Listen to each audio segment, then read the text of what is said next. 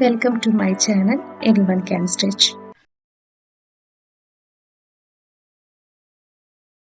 അപ്പോൾ നമ്മൾ ഇന്ന് നോക്കാൻ പോകുന്നത് ഡാർട്ട് എങ്ങനെയാണ് ചെയ്യുന്നത് എന്നുള്ളതാണ്.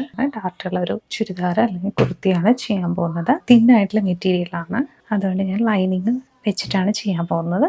അപ്പോൾ ഞാൻ മുന്നത്തെ ക്ലാസ്സിൽ എങ്ങനെയാണ് ചുരിദാർ സ്റ്റിച്ച് ചെയ്യേണ്ടത് എന്നുള്ളത് കാണിച്ചിട്ടുണ്ട് സ്റ്റെപ്പ് ബൈ സ്റ്റെപ്പായിട്ട്. ഈ വീഡിയോയിൽ ഞാൻ ചെയ്യാൻ പോകുന്നത് ഡാർട്ട് എങ്ങനെയാണ് ചെയ്യുന്നത് എന്നുള്ളത് മാത്രമാണ്.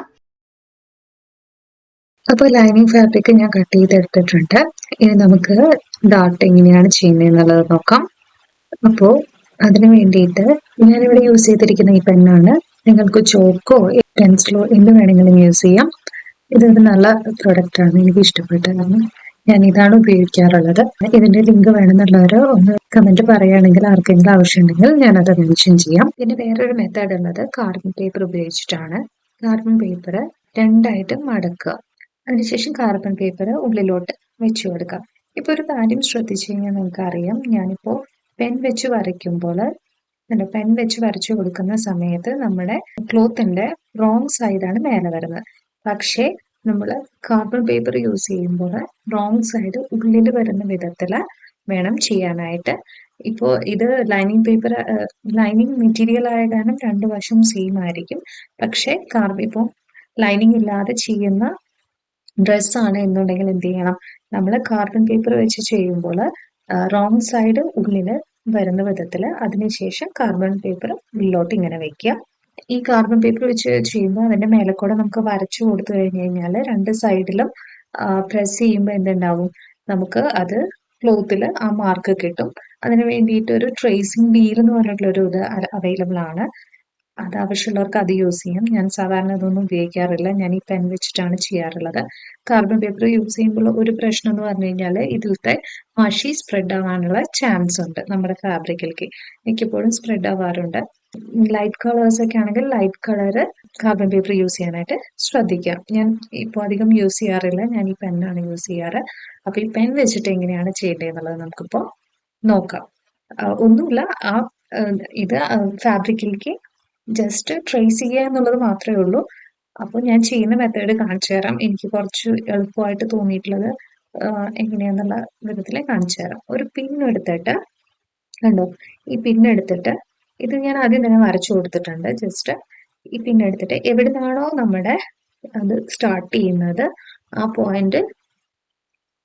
പോയിന്റിൽ നമ്മൾ വെക്കുക.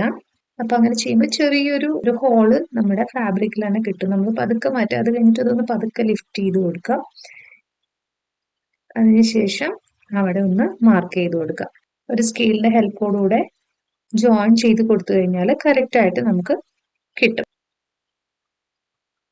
കണ്ടോ, ഇനി ആ പോയിന്റ് ഇവിടെ കണ്ടോ, ആ പോയിന്റ് കറക്റ്റ് ബാക്കിലും വന്നിട്ടുണ്ട്. വന്നിട്ടില്ലെങ്കിൽ ഒന്നും കൂടി ഒന്ന് ചെയ്ത് കൊടുക്കുക.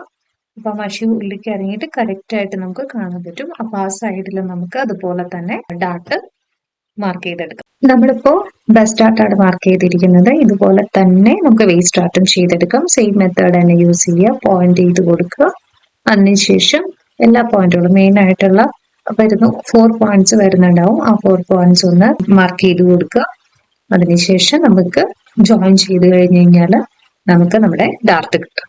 ഈ ഡ്രസ്സ് തുന്നാൻ പോകുന്നത് ലൈനിങ് വെച്ചിട്ടാണ്, കാരണം വളരെ തിന്നാണ് ഈ മെറ്റീരിയൽ.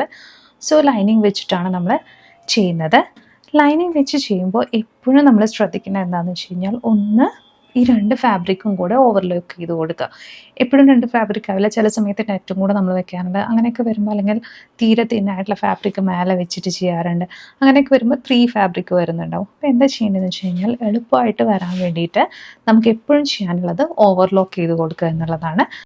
അപ്പോൾ നമ്മൾ ഓവർലോക്ക് ചെയ്ത് കഴിഞ്ഞിട്ടുണ്ട്. അപ്പോൾ എന്താ ഉണ്ടാവുന്ന, ഒരൊറ്റ പീസായിട്ട് മാറി. അപ്പോൾ ഇനി നമുക്ക് അറ്റാച്ച് ചെയ്യുമ്പോഴൊക്കെ ഈസി ആയിരിക്കും. ഫുൾ പീസും നമ്മൾ ഇൻ്റർലോക്ക് ചെയ്തിട്ടുണ്ട്.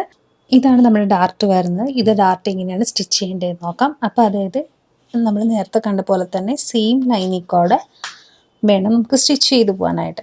അപ്പം അതിനുവേണ്ടി ഇതാണ് നമ്മുടെ മിഡിൽ പോയിന്റ്. ഇവിടെ വെച്ചൊന്ന് മടക്കി കൊടുക്കുക, ഇങ്ങനെ എടുക്കുക. അതിനുശേഷം ഈ പോയിന്റിലൂടെ കൊണ്ടുവന്ന് വൃത്തിക്കാക്കുക. നമ്മളപ്പോൾ ഡാർട്ടുകൾ പിൻ ചെയ്ത് കഴിഞ്ഞിട്ടുണ്ട്. Best Dart, waste Dart. ഇത് ഫ്രണ്ട് പോർഷനാണ്. ഇത് ബാക്കിലും നമ്മൾ ഡാർട്ട് ഇപ്പോൾ പിൻ ചെയ്ത് കഴിഞ്ഞിട്ടുണ്ട്. ഇനി നമുക്ക് നെക്സ്റ്റ് ഇത് എങ്ങനെയാണ് സ്റ്റിച്ച് ചെയ്തെടുക്കുന്നത് എന്നുള്ളത് നോക്കാം. അപ്പോൾ നമുക്ക് ഡാർട്ട് സ്റ്റിച്ച് ചെയ്ത് കൊടുക്കാം. അതിനായിട്ട് ഏത് ഡയറക്ഷനിലാണോ പിന്നുള്ളത് അതിങ്ങനെ പതുക്കെ മാറ്റി കൊടുത്തിട്ട് സ്റ്റിച്ച് ചെയ്ത് കൊടുക്കുക. ഈ പോയിന്റിൽ നിന്ന് നമുക്ക് സ്റ്റാർട്ട് ചെയ്യാം. ആ പോയിന്റിൽ നീഡിൽ വയ്ക്കാം. അതിനുശേഷം സ്റ്റിച്ച് ചെയ്ത് കൊടുക്കുക. ആ വരയൊക്കെ കൊടുത്തണം. നമ്മളിത് സ്റ്റിച്ച് ചെയ്തതിന് ശേഷം ഇങ്ങനെ കിട്ടും നമുക്ക്. അത് കഴിഞ്ഞിട്ട് ഇവിടെ നമ്മൾ ഡബിൾ ലോക്ക് ചെയ്ത് കൊടുക്കുക ഈ ഭാഗം. അതിനുശേഷം കണ്ടോ ഇങ്ങനെ എടുക്കുക. ദെൻ കട്ട് ചെയ്ത് എടുത്തതിന് ശേഷം ഈ 2 നൂല് ഇതുപോലെ വെച്ചിട്ട് കെട്ടിക്കൊടുക്കുക. കണ്ടോ നമ്മുടെ ഇവിടെയൊക്കെ കെട്ടിക്കൊടുക്കുകയാണ് ചെയ്തിരിക്കുന്നത്. കണ്ടോ ഈ സ്റ്റാർട്ടിങ്ങിൽ നമുക്ക് ലോക്ക് ചെയ്യാൻ പറ്റും ഈ പക്ഷെ ബാക്കിയുള്ളത് നമ്മളിതുപോലെ കെട്ടിക്കൊടുക്കുകയാണ് ചെയ്യുന്നത്. അപ്പൊ നമുക്ക് എല്ലാ ഡാർട്ടും കിട്ടിയിട്ടുണ്ട്, ബെസ്റ്റ് ഡാർട്ടും വേസ്റ്റ് ഡാർട്ടും ഒക്കെ. നമുക്ക് ഡാർട്ടുകൾ അയൺ ചെയ്യണം. അതിന് വേണ്ടിയിട്ട് ബെസ്റ്റ് ഡാർട്ട് എപ്പോഴും നമ്മൾ താഴെട്ടാക്കിയിട്ട് വേണം അയൺ ചെയ്തെടുക്കാനായിട്ട്. അതുപോലെ തന്നെ വേസ്റ്റ് ഡാർട്ട് എപ്പോഴും ഉള്ളിലോട്ടായിട്ട് ഈ 2 സൈഡും ഉള്ളിലേക്ക് ആക്കിയിട്ട് വേണം നമുക്ക് അയൺ ചെയ്യാനായിട്ട്. അപ്പോൾ നമുക്കത് ഡാർട്ടുകൾ അയൺ ചെയ്തെടുക്കാം. അപ്പോൾ നമ്മൾ അയൺ ചെയ്ത് കഴിഞ്ഞിട്ടുണ്ട് ഡാർട്ട്സ്. ഇങ്ങനെയാണ് നമുക്ക് ഡാർട്ട് ചെയ്യാനുള്ളത്.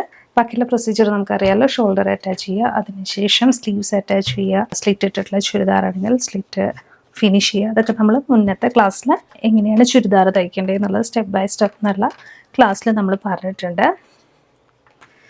അപ്പോൾ നമ്മുടെ ഡാർട്ട് നമ്മൾ ചെയ്ത് കഴിഞ്ഞിട്ടുണ്ട്. അപ്പോൾ നമ്മൾ പഠിച്ചു കഴിഞ്ഞിട്ടുള്ളത് ബെസ്റ്റ് ഡാർട്ടും വേസ്റ്റ് ഡാർട്ടുമാണ് നമ്മളിപ്പോൾ കഴിഞ്ഞിരിക്കുന്നത്. ഇനി പല ടൈപ്പ് ഡാർട്ടുകളുണ്ട്, അത് നമുക്ക് വേറെ ക്ലാസ്സിൽ നോക്കാം. നിങ്ങൾക്ക് എൻ്റെ ക്ലാസ് ഇഷ്ടപ്പെടുന്നുണ്ടെങ്കിൽ ദയവ് ചെയ്തൊന്ന് സബ്സ്ക്രൈബ് ചെയ്യണേ. അതുപോലെ തന്നെ ഒരു ലൈക്കും തരണേ. Thank you.